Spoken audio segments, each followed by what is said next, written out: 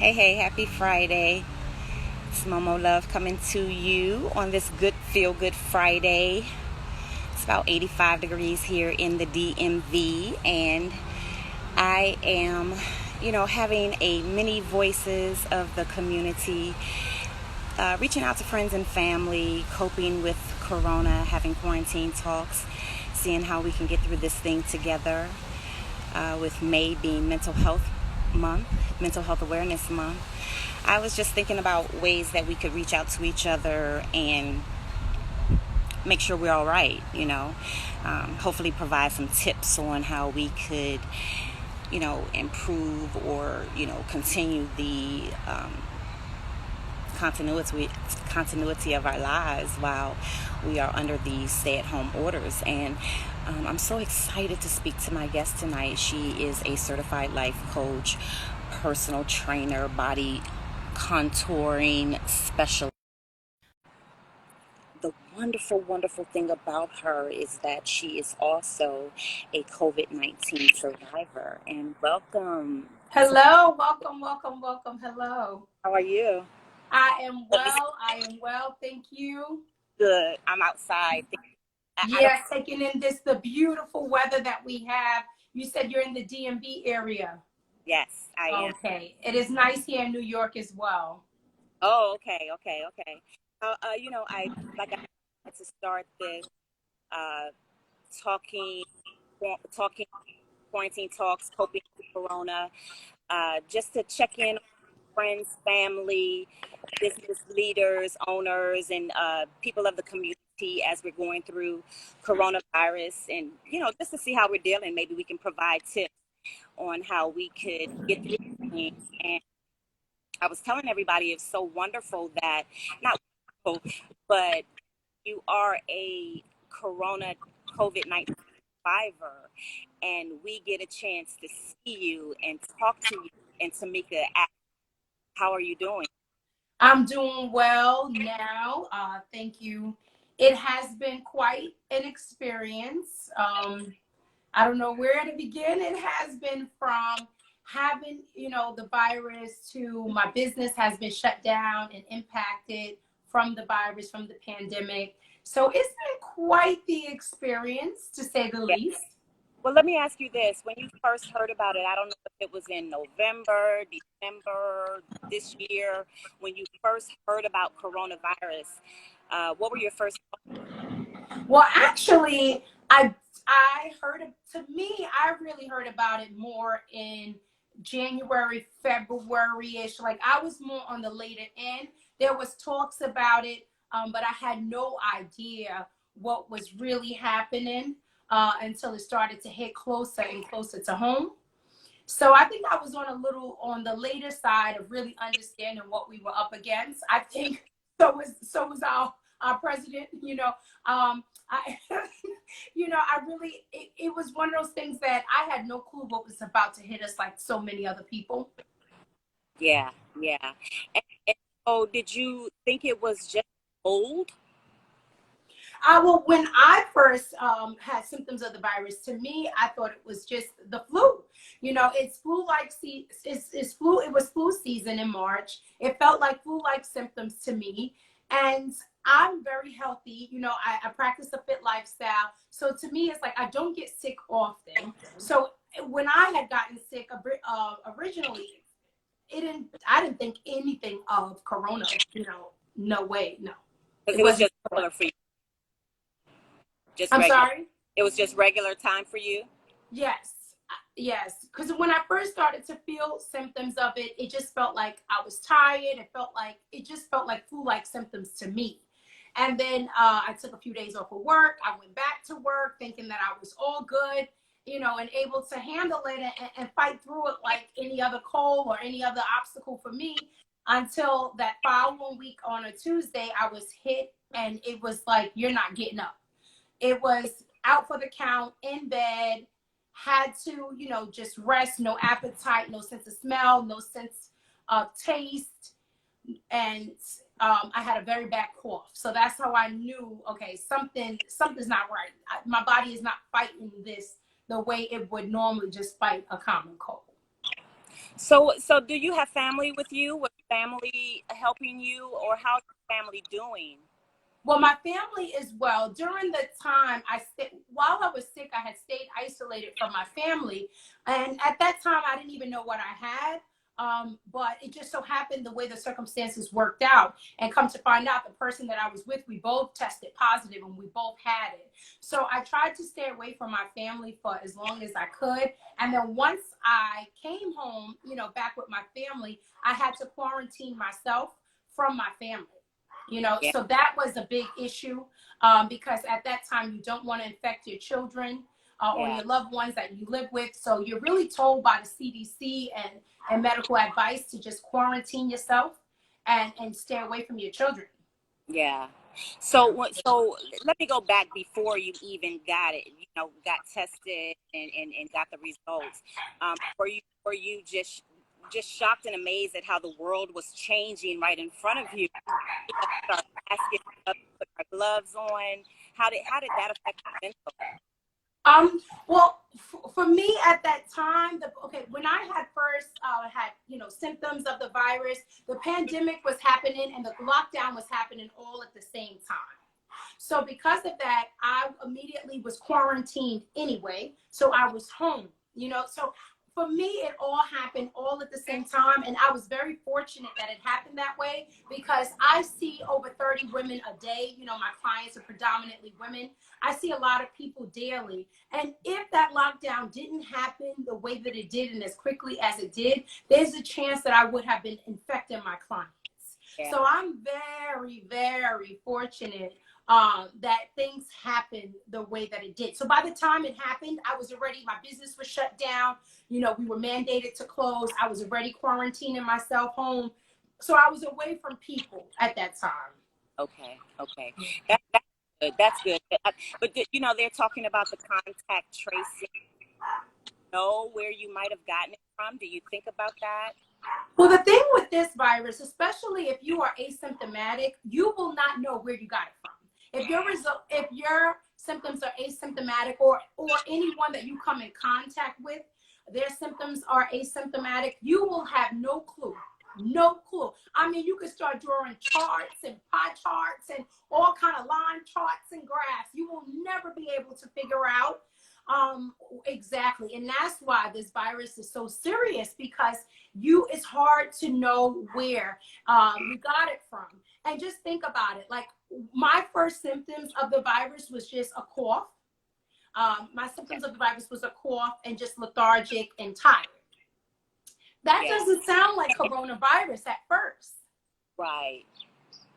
Right. And you're a healthy lady, so Yes. you were already exercising, and Yes. that it was like a kind of coldish time, so you just thought maybe air changing quality or whatever may be happening. Yes. For me, I just felt like, hold on one quick second. Hold on one second. Okay. Let's go.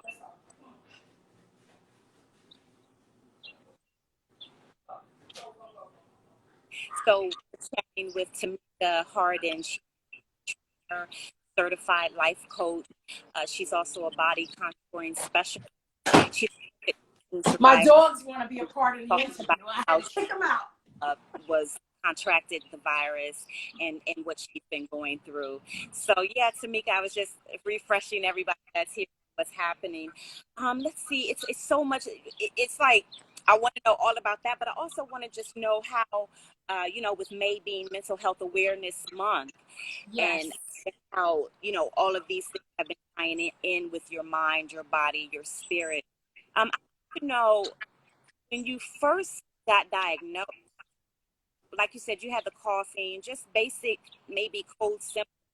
What made you go to the doctor?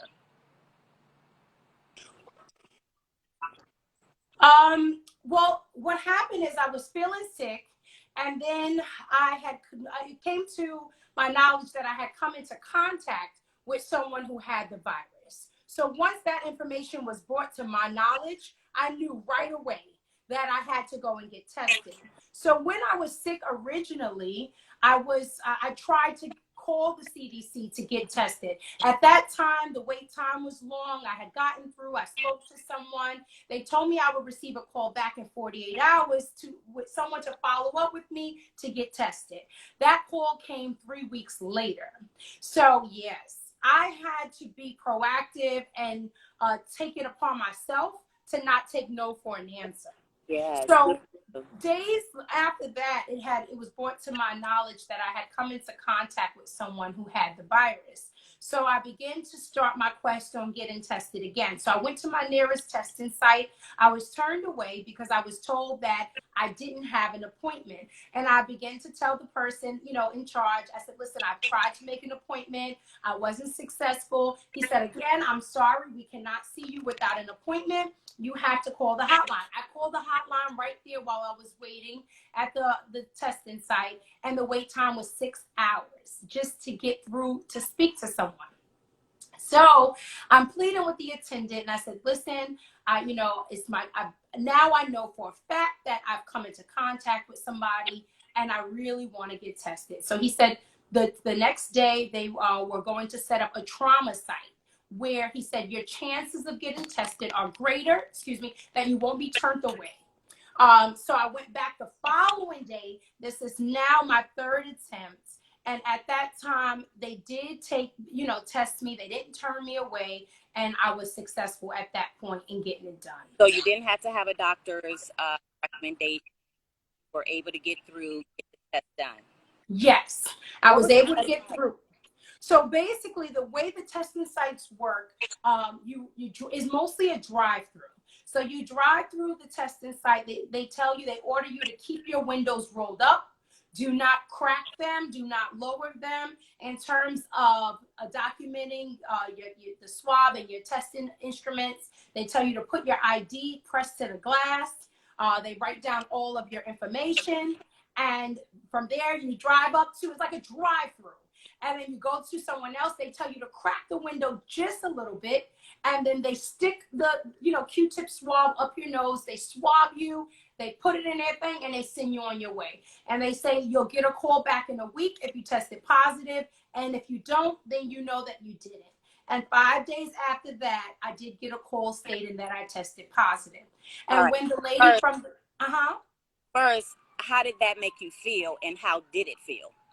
Well, it was very uncomfortable, because they stick it up pretty high in your nose, way past an area you would be able to reach. So it's a little uncomfortable, but it's very quick. It's very quick. So that part was okay. And I just felt good knowing that, okay, at least I did my part. Because my main thing besides my own health is, like, when you're infected with coronavirus, it's your responsibility to protect the people around you. So, like, immediately when I found that I tested positive, I had come into contact with about 3 or 4 of my clients prior to, and I took it upon myself to call them and make them aware of my results and what signs and symptoms to look out for, just in case, God forbid, that they contracted the virus from me or anybody else. So it's that level of responsibility, that you're like, listen, I got to protect not only myself, but the people around me, because it is a pretty serious thing, because I'm very healthy. There's so many tragic stories. Like I saw one the other day on social media, and it was a client of mine who's a head nurse, and one of her nurses talk about mental health. She's a frontline worker, caring for ill people, fighting COVID-19. She contracted the virus. She gave it to her mother. Her mother died. So my client, who's the head nurse, is not only trying to save lives, but she felt the need to console one of her fellow nurses who contracted the virus, gave it to her mother, and her mother died. So now you feel guilty. You know better to know that, listen, this is something that was out of my control, but there's that level of guilt. There's that level of remorse, things like that. So for me, the thing about it, Tamika, that it's so hard. You don't know how it moves. I mean, yes. This is worse than the cold. This is worse than the flu. This is worse than pneumonia. We don't know how this moves, no matter how much we stay safe or we think that we're staying That's safe. right. Somehow, that's right. You're right. And that's what person. You're a certified life coach. personal trainer, body contouring specialist, and, Yes. and you know, you eat well, you eat healthy. If you could tell us walk us through the experience of when you were sick. Did you experience the shortness of breath or loss of appetite? For me, what I experienced was a violent cough. My cough was so violent that my chest felt like it was vibrating. By the end of each evening, my chest hurt so much from coughing. So for me, the bulk of it was the cough. The cough was just so extreme and so violent. That was the main thing. I didn't have a fever though, which is why in the very beginning, it didn't seem like the coronavirus to me. I didn't have the fever, but then I began to learn more about the symptoms, and I began to learn that you can be asymptomatic and you can have this and you can have that. So I had no clue, but whatever I experienced, I was bedridden for at least 4 to 5 days. But then it began to hit me. Once I had gotten tested, I had already been sick already for about 10 days. Okay. By the time I had gotten tested and gotten my test results back, I had already started to regain my strength. I had already started to feel better. So now it all hits me. Now I know that I tested positive. So what it all said to me was my body was strong enough to fight a virus that is taking lives. My body was strong enough to fight it in 10 to 14 days. Yeah. So that is first God's grace. It's something to be very fortunate of, but it speaks volumes to my lifestyle. You know, there's a lot of different things that we see here. We see age plays a factor. We see underlying medical conditions that play a factor. But what it said to me was, you beat this thing. You're fortunate, very fortunate that you did. But immediately, because I'm a leader in my community, I'm a fitness professional, I help people. That's what I do for a living. So immediately it said, you have to help people. You have to help more people. The people that you touched is not enough. Because my health, my lifestyle that I've lived for the last 15 years, it made me fit to fight COVID-19. Yes. And that's really the message. Let me ask you this, because the mental is also important though. You knew that you had it. You felt most of the symptoms. You quarantined yourself. But when you got that call, girl, when you got that email, what was your initial thought? My initial thought was, thank God. My initial thought was really a thought of gratitude. My initial thought was, on a journey of an entrepreneur and just trying to find your place in life, right? The topic is mental health. We're talking about mental health, right? So in terms of positive, healthy mental health, there's a lot of things that go into that. So, but one of the things is finding your purpose, knowing your place on this earth. What is that? What does that look like? Who are you meant to serve? What are you meant to do? What makes you happy? So at that moment, the first thing I can do was give praise and give thanks, right? Because I've heard so many stories besides seeing it on social media, the news, hearing from close friends and family of people just losing people. So right away, grateful. That's number one. Number two, it was, if you have any doubt of what your purpose is, if you have any doubt, this is the conversation I'm having with myself. If you have any doubt of your purpose, if you have any doubt of what's next, if you have any fear left, you better lose it now. Because you've survived this thing, that means you're going to keep surviving it. You've survived every other obstacle that you've ever experienced. So with that being said, if you need a reason to be fearless, I'm giving it to you. That was God's conversation, me and God together. That's what I got out of surviving COVID-19. Yeah. That's what I got. If you need a reason to be fearless, if you need another light bulb, girl, I can't give you one. Because if you can't see, that's what I got. That's what I got from it. Okay. All right. I love that.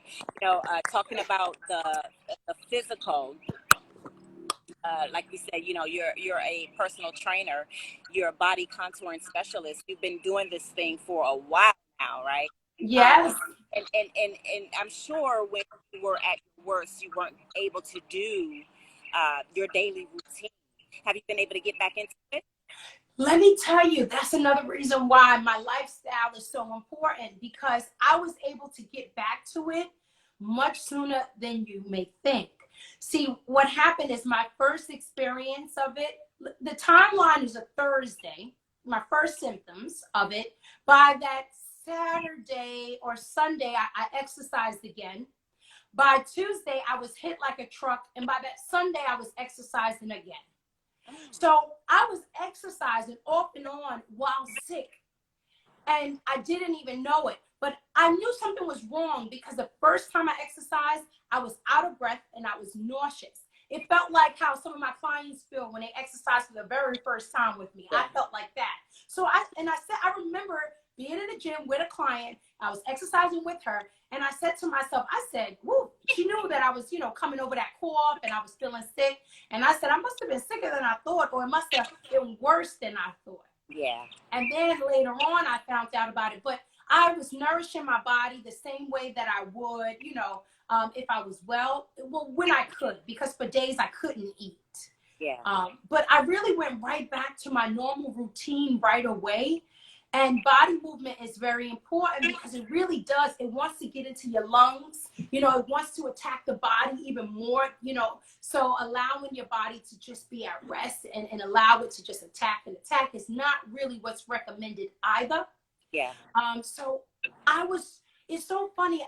There wasn't enough information out there on how to treat this thing besides Tylenol, rest, and if the symptoms progress, go to the hospital. What they told you to do?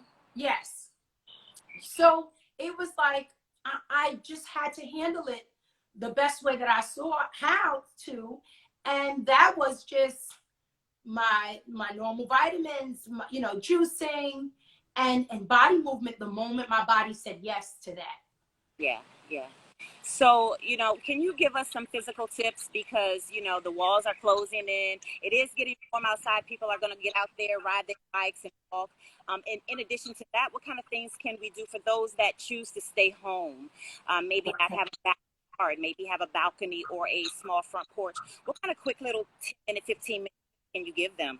All you need is a closet-like space. If you got that much, you're doing just fine. I've been coaching people virtually, doing virtual workouts. Some of my clients are actually on this live right now. Tamika's one of them. Hello.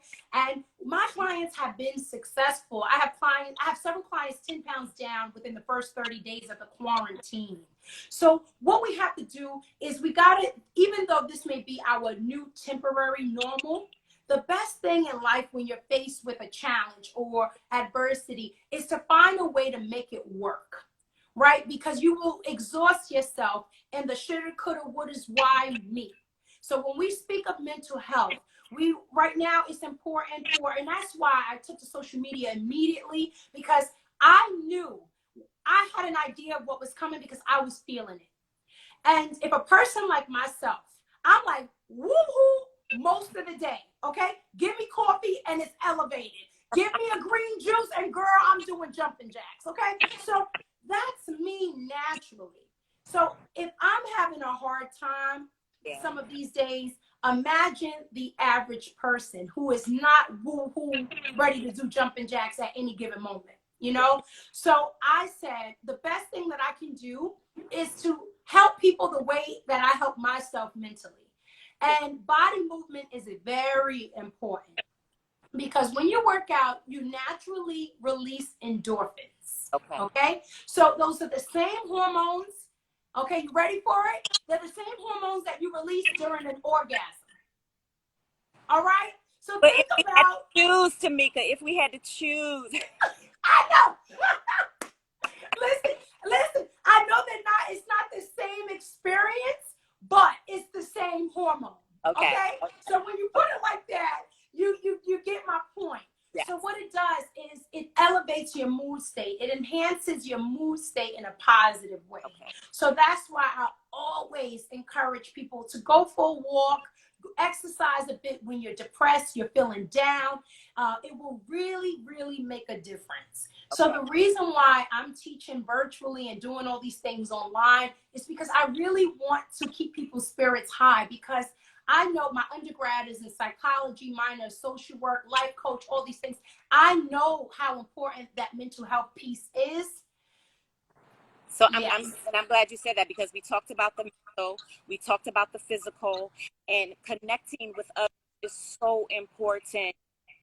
You know, I want to know how you maintain connectivity with your friends and family, and suggestions that you give to the family out here to say, you know, make sure you stay this and that. Zoom. You got to use Zoom, FaceTime. I mean, me, my sister, my mom, we did a Mother's Day Zoom thing. You know, it's not the same, but to see, even right now, talking to you, I almost feel like I know you, girl. We done been out there. You know, That's the spring.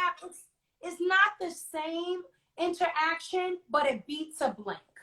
Connect with your virtual communities. I know people, like even some of my clients, they didn't join my virtual program, my gym clients, because probably for them, it's like, nah, it's not the same experience. But let me tell you, me and the 30 somewhat people that are involved, we are losing weight. We are having a good time. I have clients texting me, you've been an angel to me during this time. And even Tamika said so true. And I'm reaching her from another state, you know, so it's like, you don't know. Listen, we've never had to do this.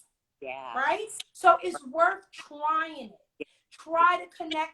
Right now, in terms of mental health, therapists are working remotely. Yeah. Yes. Therapists are working remotely. Doctors are working remotely. If you need someone to talk to confidentially, it's there. Yep. You have workout programs, which are like support groups. That's what mine is. It's there. So my best advice to people is to take it virtually. Listen, before COVID-19, I was a face-to-face brick and mortar type thinker myself in terms of business and in terms of interaction. But girl, my Zoom was messed up in the beginning. I got people talking over each other because I didn't know how to mute people. But let me tell you something. You figure things out quick. Yeah. You know, so my advice to people is embrace the new normal, so to speak, for now. The temporary normal, you know, just embrace it with a positive mindset. I'm not saying you have to fall in love with this, because it's not something to love, you know, but to embrace it. And keeping with the mental health self-care, you know, we've been in these four walls. We've been calling carry out. What kind of things are you eating to keep your body clean, and what can you recommend? You know, because we didn't try everything. We didn't look for recipes. We eating cookies, cakes, and pies and things. Tamika.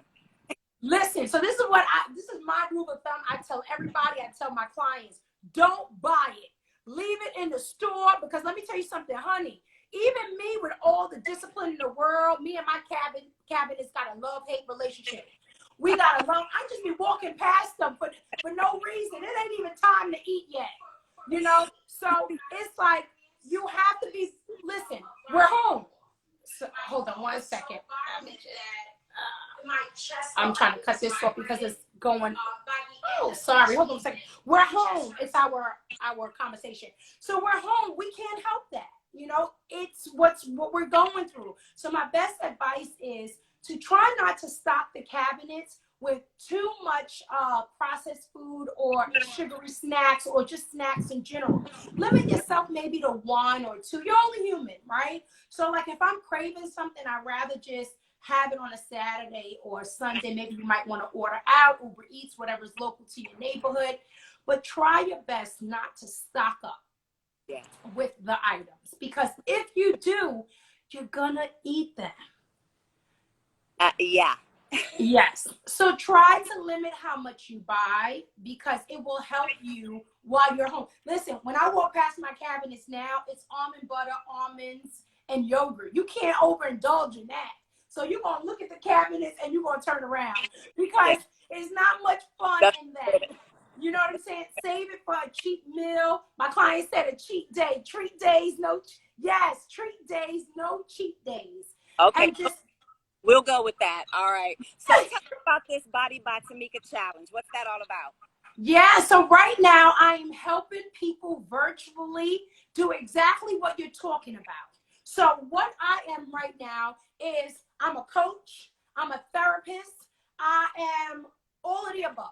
Okay? I'm giving my clients a reason to get out their pajamas. I'm giving them a reason to feel good about what they're putting in their bodies and the effort and that they're making for changes. I'm giving them accountability by checking in on them regularly, making sure they're coming to virtual workouts, making sure that I know what they're eating and what they're doing. So I'm their accountability right now. I am their therapist. I check on them, and I am just their coach and all of the above. That's what the challenge is about. And what I'm going to do is everyone who reaches the goal that we have at hand, they are going to be rewarded with free gifts and free services from my business. So I just want people to focus on getting healthy. I want to keep people grounded mentally during this time. So I knew right away that the challenge would help with that, and it's working. Yes, I believe so. I agree with you. I wanted to, for those of for your people who don't know who I am, I'm MoMo Love. I host a weekly radio talk show on Blazing Radio. It's called Community Voices. And when we started going through coronavirus, I started finding out about it in November, December last year. And I just really started paying attention to it. And as days got closer, walls started closing in. I wanted to reach out to my friends and family to see how they were doing, what we could do to maybe provide each other tips. Girl, I'm on House Party, Zoom, Duo, WhatsApp, okay, Instagram. And I try not to have social media or the 24-hour news cycle overload because it can be a little bit too much, right? Yes. But sometimes I have to, most times I have to because of the platform that I have. So I wanted to create this many voices of community, like I said, to reach out. And I'm so glad that I found you, Tamika, our life coach, owner, and creator of Body by Tamika, personal trainer and body contouring expert, auntie, with a passion for transforming our bodies and our lives from inside out. Most importantly, you are a COVID-19 survivor. I am so happy to have met you. Big, big, big love, Rose Nolan, for putting it together. And honey, you are in a hot spot. I love you. So what is it like now out there? Like, Well, right now, what, in New York? yes. Well, the weather is changing, so people are getting outdoors. I hope that they're being safe and they're practicing their social distancing and doing what's required to be safe. But the weather's changing. People are ready to get back to work. They're ready to move on, with our lives as they are temporarily. So I'm just right now, I'm just going to do my part virtually, uplifting people, reaching people virtually as I prepare for what's next, going back, to open my business back and being back. But you know what? From COVID-19, I have experienced a whole new community. And that is my virtual community. I am reaching people in different states. I have people from Nigeria tuning into my workout live. And, I just want to do the best that I can. I appreciate you, doing this live right now with me. I just want to broaden my reach. I want to help more people. I want to help people get healthy. And I want to do it on a greater scale, on a greater magnitude than I have done previously. So I have to take it virtually. That's the best way to be able to reach more people. And that's my mission. That's the mission for our Body by Tamika for the rest of 2020. All right. So where can everybody reach you? At bodybytamika.com. That's BODYBYTAMIKA. And Body by Tamika on Instagram and Facebook. And I'm trying to get on every other. I'm on YouTube as well. But there's so many platforms out there. I mean, goodness. Yeah. Yes. So I'm trying to get on all of them. we'll follow you wherever you go, Tamika. I want to thank you, and to your platform, I want to let people know that they can follow me at Miss Momo Love at Momo Love 1229 on Instagram, Momo Love Facebook. On Twitter, it's Miss Love Mo, as well as YouTube. It's Community Voices. You can see this content is going to be up here tomorrow, and so much more. Some of my other guests that I've talked to, I've learned so much. I've grown so much. I feel like I've gotten so many best sister friends and best brother friends through this experience. It has helped me in a great deal to kind of compartmentalize what's going on. I've gotten some new recipe tips. I've gotten some self-care tips. And I hope that everybody out there who's been listening to us today and for the day to come will as well. So, girl, I want to say I love you. You are a survivor. I appreciate you. You are beautiful and gorgeous. Honey, you are my everyday crush woman. Thank you. There's From nothing a to sister do to about a it. sister. Thank you. We have to uplift each other. We have to be there for each other, you know, during this time. This is when community is needed more than ever. We need to take it back to when we used to play double dutch and ride our bikes. Okay, that kind of community About when that. you know you needed some sugar and your neighbor next door held you down, or a babysitter, or whatever it was that you needed. We have to take it back to that, because as a whole, people are suffering, but you can put a smile on somebody's face just by being there to support them, sending them words of encouragement, things like that. So let's take it back to that, not only for Mental Health Awareness Month, but in general, as we continue to go on, you know, through this pandemic. Just be there for each other, because you don't know at the end what you're doing for someone. Yes, ma'am. Thank you Yeah. so much, Tamika Harden. I will talk to you. Thank you. It was a pleasure. All right. Okay. Bye-bye.